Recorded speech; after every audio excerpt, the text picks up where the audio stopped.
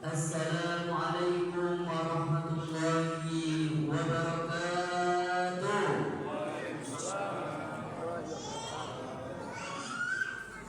Alhamdulillahirabbil alamin. Alhamdulillahilladzi hadana li hadza wa ma kunna linahtadiya laula an hadanallah. Alhamdulillahilladzi arsala rasulahu bil huda wa dinil haqq liyuzhirahu 'alad dini kullihi wa kafa billahi shahida.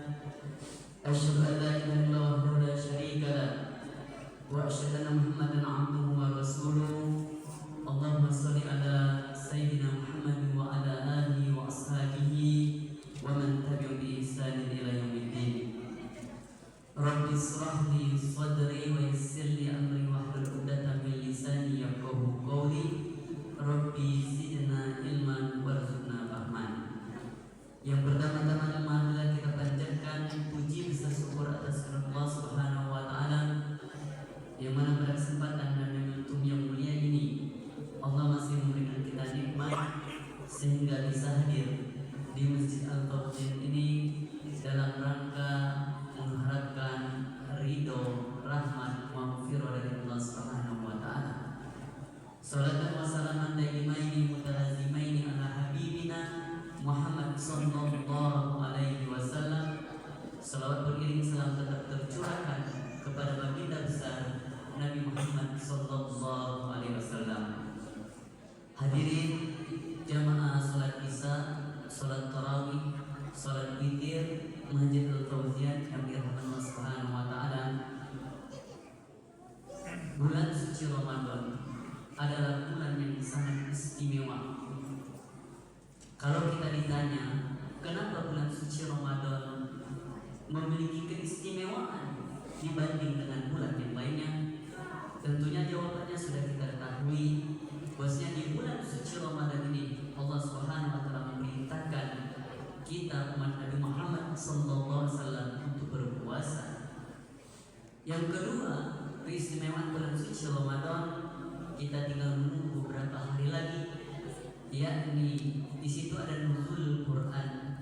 Allah Subhanahu wa taala menurunkan Al-Quran di bulan suci yang mulia ini, yakni Al-Quranul Karim sebagai pedoman, pelengkap, penyempurna dari kitab-kitab sebelumnya. Kemudian di bulan suci Ramadan ini, di 10 terakhir Ramadan, yang mana Rasulullah selalu menguatkan atau mengikat ikat pinggangnya lebih erat lagi untuk mendapatkan malam Lailatul Qadar. Pada kesempatan yang mulia ini kita akan fokus yang kedua. Di bulan suci Ramadan ini Allah Subhanahu wa taala menurunkan Al-Qur'an. Al-Qur'an secara bahasa qara'a yaqra'u Qur'an, yang artinya adalah bacaan. Secara istilah kalamullah al-munazzal ala nabi Muhammad sallallahu alaihi wasallam, al-mujizu al-muta'abbadu bi tilawatihi al-manqulu bi tawaturi al-maktub bi masahifi min awali surati al-Fatihah ila surati An-Nas bi wasitati Jibril. Al-Quran secara istilah adalah firman Allah, kalam Allah. Barang siapa yang membaca Al-Quran baginya pahala ibadah di sisi Allah Subhanahu wa taala yang telah disusun dari surah Al-Fatihah sampai surah An-Nas, diturunkan secara berangsur-angsur melalui perantara malaikat Jibril yang diturunkan kepada Khatimul Anbiya baginda besar Nabi Muhammad sallallahu alaihi wasallam, yang hari ini merupakan mukjizat yang bisa kita saksikan. Hadirin yang dirahmati Allah Subhanahu wa taala, pertanyaannya, apakah Al-Quran cukup menjadi penghias yang ada di lemari rumah kita atau di dalam masjid? Siapnya kita Al-Quran, yang pertama kita harus membaca Al-Quran sebagaimana sabda Rasulullah SAW, dan makna Al-Quran secara lughatan atau bahasa tadi yaitu bacaan. Rasulullah SAW bersabda, "Iqra'u Qur'ana fa innahu ya'ti yaumal qiyamah safi'an li ashabihi." Bacalah Al-Quran, sesungguhnya Al-Quran kelak akan memberikan syafaat pertolongan bagi orang-orang yang telah membaca Al-Quran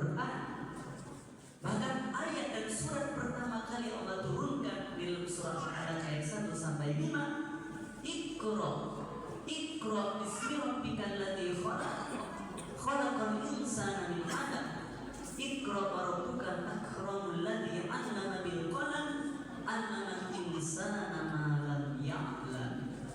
Ayat ini mengingatkan kepada kita, menjelaskan kepada kita hendaklah kita membaca Al-Quran. Setelah kita membaca, kemudian kita perlu memaknai membaca, yakni membaca siapakah diri kita, siapakah keluarga kita, kerabat kita, orang-orang sekeliling kita, sehingga kita mampu memahami satu sama lain di antara kita. Jangan sampai kita ingin dipahami sehingga kita menganggap diri kita lebih sempurna daripada orang lain. Akhirnya kita meremehkan, merendahkan, melecehkan orang lain dan menganggap diri kita lebih sempurna, tidak menerima kebenaran ketika nasihat-nasihat ini disampaikan. Akhirnya timbullah sifat riya, sifat sum'ah, ujub, takabur, dan sifat-sifat tercela yang lainnya. Ma'asyiral muslimin wa zullatal mu'minin rahimahullah, orang-orang yang beriman ketika dibacakan ayat-ayat Allah, hati mereka gemetar. Bukan hanya saja gemetar ketika membaca ayat-ayat Allah, diperlihatkan kebesaran Allah Subhanahu wa taala, tanda-tanda kekuasaan kebesaran Allah Subhanahu wa taala, imannya selalu bertambah dan terus bertambah. Sebagaimana firman Allah Subhanahu wa taala di dalam surah Al-Anfal, "Innamal mu'minuna alladzina idza dzukirallah wajilat qulubuhum wa idza tuliyat 'alaihim ayatuhu zadatuhum imana wa 'ala rabbihim yatawakkalun." Berbahagialah orang yang telah membaca Al-Quran tadi, selain mereka mendapatkan syafaat pertolongan kelak di hari kiamat, mereka juga akan bertambah keimanannya, merasakan nikmat iman karena membaca dan menghayati kebesaran Allah Subhanahu wa taala. Ini yang pertama. Yang kedua, setelah Al-Quran kita baca adalah hendaklah kita menghafal Al-Quran. Allah Subhanahu wa taala berfirman, "Inna nahnu nazzalna dzikra wa inna lahu lahafizun." Sesungguhnya kami telah menurunkan Al-Quran, kata Allah, dan kami akan menjaga keaslian Al-Quran. Selain Allah Subhanahu wa taala, siapakah yang akan menjaga keaslian Al-Quran? Itulah orang-orang yang pandai membaca Al-Quran dengan fasih, tajwid, makhraj yang benar, sehingga dia dinobatkan oleh Allah Subhanahu wa taala para qari-qari'ah yang benar-benar membaca Al-Quran dengan sesuai fasih, tajwid, makhraj yang benar. Mereka bagian orang-orang yang telah menjaga keaslian Al-Quran. Bagi hafiz dan hafizah, berbahagialah hari ini ketika kita menitipkan anak kita di lembaga-lembaga pendidikan Islam yang mana di sana ada program-program Al-Quran, karena kita sudah memberikan dan memahami bahwasanya bagian dari keaslian Al-Quran akan dijaga seorang hafiz dan hafizah. Seorang anak yang hafal Quran, insya Allah kelak akan memberikan mahkota kepada kedua orang tuanya.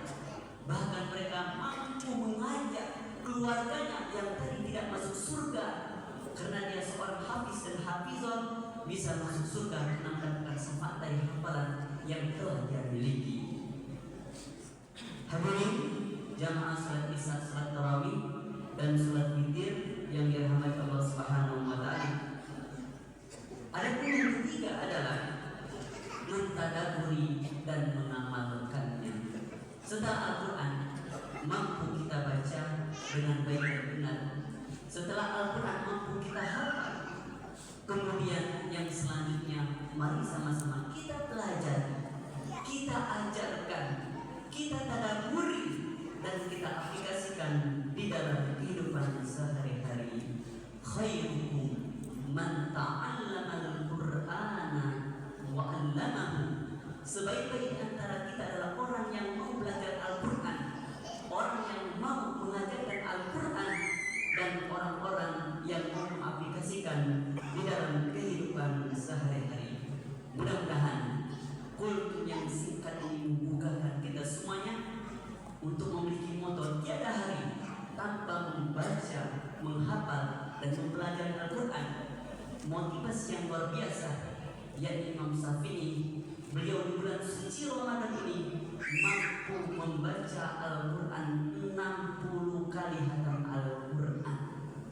Artinya semangat yang luar biasa di bulan suci Ramadan ini, karena bulan suci Ramadan yang merupakan syahrul Quran. Terakhir, Ibnu Katsir memaparkan Al-Quran lengkap di semua sisi. Kenapa dikatakan demikian? Al-Quran diturunkan di bulan suci yang mulia, yakni bulan suci Ramadan. Al-Quran diturunkan di tempat yang mulia, di Mekah Al-Mukarramah dan Madinah Al-Munawwarah. Al-Quran diturunkan melalui perantara malaikat yang mulia, yakni Jibril alaihi salam. Al-Quran menggunakan bahasa yang sangat sempurna mulia dengan bahasa Arab. Kemudian Al-Quran diturunkan kepada manusia yang paling mulia di muka bumi ini, yakni baginda besar Nabi Muhammad SAW.